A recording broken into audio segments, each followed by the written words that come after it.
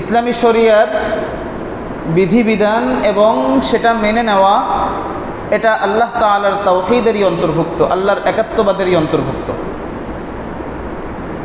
বিষয়বস্তুটা কি বুঝতে পেরেছেন আপনারা? শরিয়া এবং শরিয়াকে মেনে নেওয়া, এ উভয়টাই কিসের অন্তর্ভুক্ত? আল্লাহ তাআলার তাওহীদের অন্তর্ভুক্ত। তার মানে প্রথমেই যে কথাটা বলতে হচ্ছে সেটা হলো বিষয়বস্তু বোঝার জন্য, যে এছাড়া আমাদের তাওহীদ, আল্লাহর একাত্মবাদের প্রতি বিশ্বাস, এটা কখনোই পূর্ণাঙ্গতা পেতে পারে না। মৌলিক দ্বন্দ্বটা আমাদের এইখানেই। মৌলিক দ্বন্দ্বটা আমাদের বর্তমানে যে দ্বন্দ্বটা হচ্ছে, এই দ্বন্দ্বটা আমাদের এখানে। আগের থেকে যে দ্বন্দ্বটা চলে আসছে সেটাও এখানে।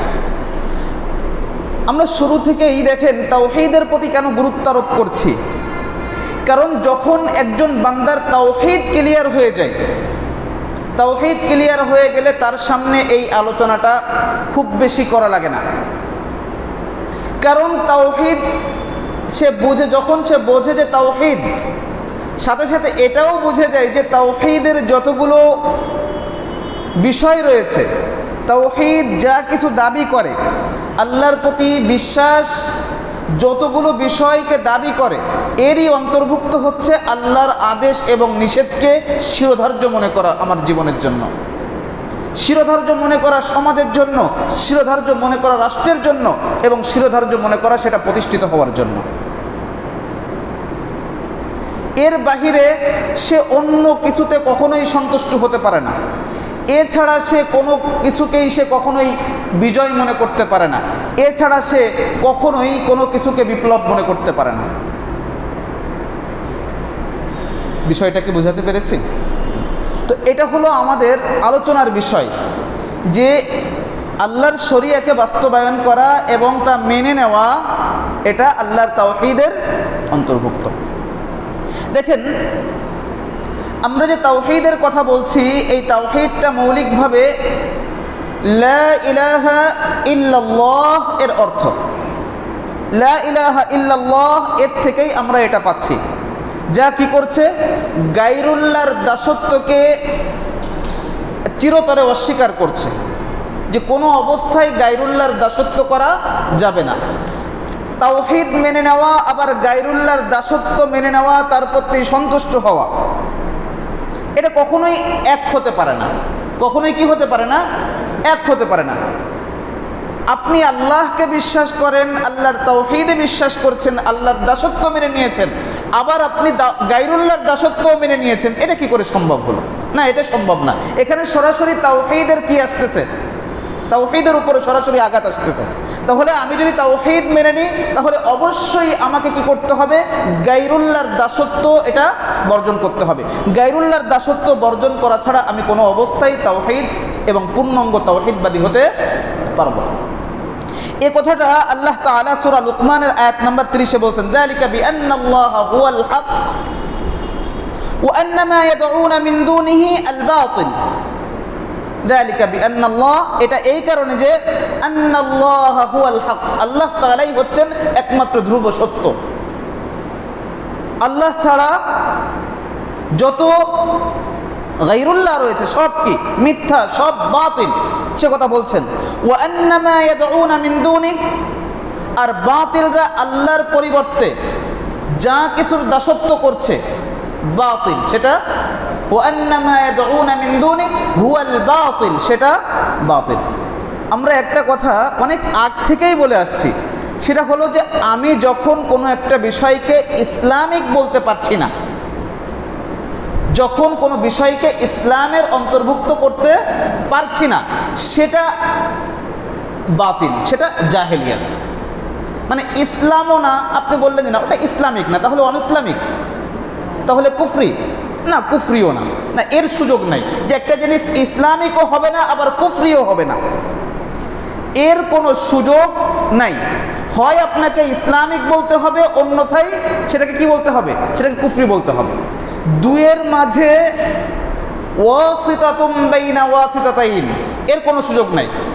এই দুই স্তরের মাঝে আপনি ভিন্ন একটা স্তর খাড়া করবেন, এর সুযোগ ইসলামী শরীয়তে রাখা হয়নি। এটা একটা বাতিলপন্থীদের মত। একটা বাতিলপন্থীদের মত হচ্ছে এটা, যে ব্যক্তি কখনো কখনো ঈমান থেকে বের হয়ে যায়। তাহলে কি ঈমান থেকে বের হয়ে যায় ওই ব্যক্তি কাফের হয়ে যায়? না, ওরা বলছে না, কাফেরও হয় না। কি হয়েছে? মানজিলাতুম বাইনা মানজিলাতাইন, ঈমান এবং কুফুরের মাঝে ঝুলন্ত অবস্থায় থাকে। এটা বাতিল একটা পন্থীদের মত। এটা আহলুস সুন্নাহ ওয়াল জামাতের মত নয়। আহলুস সুন্নাহ ওয়াল জামাতের মত কি? আল্লাহ স্পষ্ট করেছেন, যালিকা বিআন্নাল্লাহা হুয়াল হক। এটা এই কারণে যে আল্লাহ তাআলাই হচ্ছেন ধ্রুব সত্য, আর আল্লাহর পরিবর্তে যে সমস্ত গায়রুল্লাহর দাসত্ব করা হচ্ছে, যে সমস্ত গায়রুল্লাহর আদেশ নিষেধ শিরোধার্য মনে করা হচ্ছে, হুয়াল বাতিল ওয়া আন্নাল্লাহা হুয়াল আলিয়্যুল কাবীর। এছাড়াও আল্লাহ তাআলা বিষয়টা অন্য আয়াতে এভাবে বলেছেন, যেটা সূরা মুহাম্মাদের আয়াত নাম্বার 19 আল্লাহ বলেছেন, ফা'লাম আন্নাহু লা ইলাহা ইল্লাল্লাহ, জেনে রাখো, এ ব্যাপারে ভালোভাবে জ্ঞান অর্জন করো যে আল্লাহ ছাড়া কোনো ইলাহ নাই, আল্লাহ ছাড়া কোনো মাবুদ নাই, আল্লাহ ছাড়া কোনো উপাস্য নাই। আমাদের দাসত্ব পাওয়া, আমাদের বন্দেগী পাওয়ার একমাত্র সত্য ইলাহ হচ্ছেন আল্লাহ। যালিকা, আল্লাহ বলছেন, ফা'লাম আন্নাহু লা ইলাহা ইল্লাল্লাহ। এছাড়া আল্লাহ তাআলা সূরা আলে ইমরানের আয়াত নাম্বার 18, সেখানে আল্লাহ বলছেন, শাহিদাল্লাহ, আল্লাহ স্বয়ং সাক্ষী দিচ্ছেন। আল্লাহ স্বয়ং সাক্ষী দিচ্ছেন। কি বলছেন? শাহিদাল্লাহ, আল্লাহ সাক্ষ্য দিচ্ছেন, আন্নাহু লা ইলাহা ইল্লাহু, তিনি ছাড়া কোনো মাবুদ নাই, তিনি ছাড়া কোনো ইলাহ নাই, মানুষের দাসত্ব পাওয়ার যোগ্য সত্তা আর কেউ নাই, একমাত্র আল্লাহ। আমরা দাসত্ব করব কার? আল্লাহ। ওয়াল মালাইকা, এবং মালাইকারও একই কথার সাক্ষ্য দিচ্ছেন। কারা? মালাইকার। ওয়া উলুল ইলমি কাইমান বিল কিসত, এবং সমস্ত জ্ঞানীরা। তার মানে ওয়া উলুল ইলম যখন বলা হচ্ছে, জ্ঞানী বলা হচ্ছে, যদি কেউ আল্লাহর একাত্মবাদের সাক্ষ্য না দেয়, এই হিসাব অনুযায়ী সে আসলে প্রকৃত জ্ঞানী নয়, সে আসলে প্রকৃত জ্ঞানী নয়। কারণ আল্লাহ বলছেন, আল্লাহ সাক্ষ্য দিচ্ছেন, মালাইকারা সাক্ষ্য দিচ্ছে, ওয়া উলুল ইলমি, এই উলু শব্দটা বহুবচন, এর এক বচন হচ্ছে যু। যু এই শব্দের বহুবচন হচ্ছে উলু। এটাকে আরবিতে, আরবি গ্রামারে বলা হয় জামা মিন গায়রি লাফজিহি, মানে একটা বহুবচন, একটা শব্দের এক বচন এবং বহুবচন। সাধারণত এটা আসে কিভাবে? এক বচন যে শব্দ থেকে, সেই শব্দ থেকেই বহুবচন আসে। এক বচন যে শব্দ থেকে আসে, সেই শব্দ থেকেই বহুবচন আসে। কিন্তু আরবিতে এর ব্যতিক্রম হয়। যেমন ইমরাতুন মানে মহিলা, এর বহুবচন কি?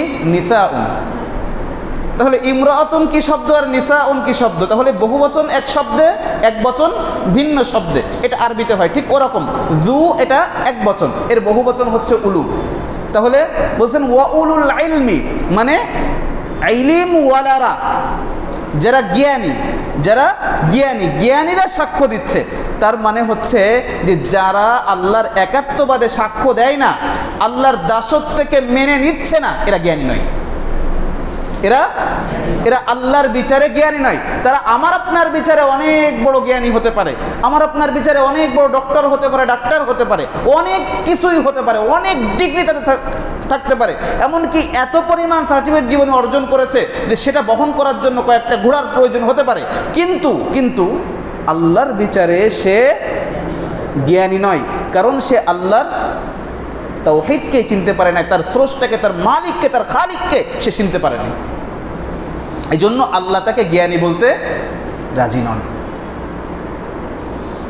আল্লাহ তাআলার শুকরিয়া যে আমরা অত বড় জ্ঞানী না হয়েও আমরা জ্ঞানীদের মতো আল্লাহর একাত্মবাদকে বিশ্বাস করে নিয়েছি। আলহামদুলিল্লাহ, আলহামদুলিল্লাহ। এটা কত বড় নিয়ামত, এটা বুঝে আসবে তখন যখন এই ঈমানকে পরিমাপ করা হবে, যখন ফয়সালা হবে ঈমানের ভিত্তিতে, যখন ঈমানের ভিত্তিতে তাবু আলাদা হয়ে যাবে, তখন বুঝে আসবে যে এই ঈমানটা কত বড় ঈমান, এটা কত বড় দামি জিনিস। আল্লাহকে চিনা, আল্লাহর পরিচয় পাওয়া, নিজের খালেককে চিনা, নিজের মালিককে চিনা, নিজের মাবুদকে চিনা, এটা কত বড় জিনিস, এটা তখন বুঝে আসবে, এখন বুঝে আসছে না। একমাত্র আল্লাহর কাছে মূল্য যে তাওহীদ নিয়ে আসবে, যে একাত্মবাদ নিয়ে আসবে, যে ঈমান নিয়ে আসবে, একমাত্র সেই ব্যক্তিরই আল্লাহর কাছে মূল্য থাকবে, অন্য কারোর কোনো মূল্য আল্লাহর কাছে থাকবে না।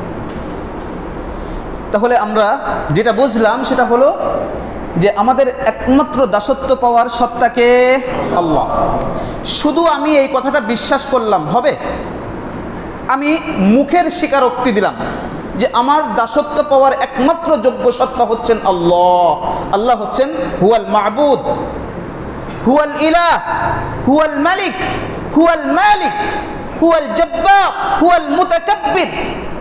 সব ঘোষণা আমি মৌখিকভাবে দিলাম, কিন্তু আমার কর্মের বাস্তবায়ন নাই, আমার আমলের বাস্তবায়ন নাই, আমার আমলের বাস্তবায়ন নাই।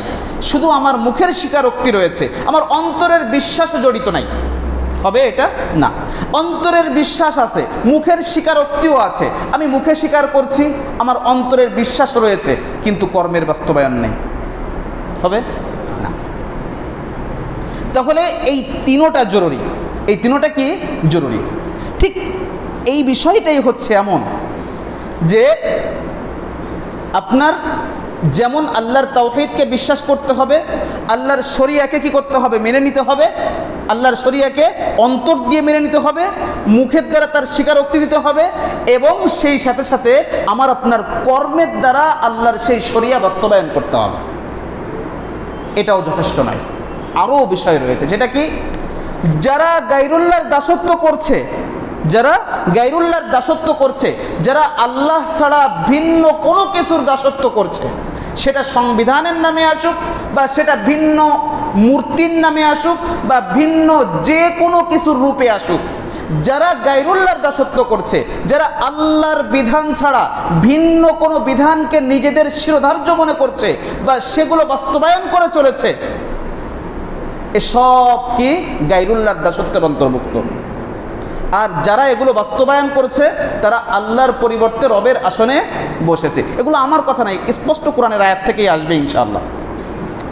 তো যে কথা বলছিলাম, তাহলে এক হলো আমি আল্লাহর দাসত্বকে স্বীকার করে নিলাম, মনে প্রাণে বিশ্বাস করে নিলাম, মুখের স্বীকারোক্তি হলো, কর্মের বাস্তবায়ন হলো, কিন্তু আমি গায়রুল্লাহর সাথে সম্পর্ক ছিন্ন করলাম না। না, তাহলে এখনো পর্যন্ত আমার তাওহীদ ক্লিয়ার হয়নি, এখনো পর্যন্ত আমার তাওহীদ ক্লিয়ার হয়নি, আমার একাত্মবাদ ক্লিয়ার হয়নি। এটা আমি বলছি না, আল্লাহ বলছেন। আল্লাহ তাআলা সূরা আল মুমতাহিনা আয়াত নাম্বার 4 28 নম্বর পারা আল্লাহ তাআলা বলছেন, ক্বাদ কানাত লাকুম উসওয়াতুন হাসানাতুন ফি ইব্রাহিম ওয়াল্লাযীনা মা'আ। তোমাদের জন্য উত্তম আদর্শ রয়েছে। উসওয়াতুন হাসানা, উত্তম মডেল। উসওয়াতুন হাসানা, উত্তম মডেল রয়েছে, উত্তম আদর্শ রয়েছে, উত্তম নমুনা রয়েছে। কার ভিতর? ফি ইব্রাহিম, ইব্রাহিমের ভিতর। ওয়াল্লাযীনা মা'আ, এবং ইব্রাহিমের সাথে যারা ঈমানদার রয়েছে, সে সমস্ত ঈমানদারদের ভিতর তোমাদের জন্য উত্তম আদর্শ রয়েছে। ইব্রাহিম আলাইহিস সালামের বিশেষ করে কোন কাজটার ভিতর? ইব্রাহিম আলাইহিস সালামের গোটাটার ভিতর কি রয়েছে? আদর্শ রয়েছে। এজন্য আমাদেরকে কি বলা হয়েছে? ফাত্তাবি' মিল্লাতা ইব্রাহিম হানিফা। কুল, হে নবী আপনি বলুন, ফাত্তাবি'উ মিল্লাতা ইব্রাহিম হানিফা, যে ওরা যেন সবাই কি করে? মিল্লাতে ইব্রাহিমকে ফলো করে। আল্লাহ নবীকে বলতেছেন ফাত্তাবি' মিল্লাতা ইব্রাহিম হানিফা, হে নবী আপনি মিল্লাতে ইব্রাহিমকে ফলো করেন। মিল্লাতে ইব্রাহিম জিনিসটা কি? ইব্রাহিম আলাইহিস সালামের যে ধর্ম আদর্শ, এই ধর্ম আদর্শ হচ্ছে তার মিল্লাত। এইটাকে অনুসরণ করতে কে বলছেন? আল্লাহ। কাকে বলছেন? আল্লাহর রসুল সাল্লাল্লাহু আলাইহি ওয়াসাল্লামকে বলছেন। শুধু আল্লাহর রসুলকে বলছেন তা নয়, আল্লাহর রসুলের মাধ্যমে আমাদেরকেও বলছেন ফাত্তাবিউ, হে নবী আপনি ওদের বলুন যে তোমরা কি করো? মিল্লাতে ইব্রাহিমকে ফলো করো। শুধু তাই নয়, আল্লাহ বলছেন ওয়ামান ইয়ারগাবু আন মিল্লাতি ইব্রাহিম ইল্লা মান সাফিহা নাফসাহ, একমাত্র সেই মিল্লাতে ইব্রাহিম থেকে, ইব্রাহিম আলাইহিস সালামের ধর্মের আদর্শ থেকে মুখ ফিরিয়ে নিতে পারে ইল্লা মান সাফিহা নাফসাহ, যে নির্বোধ।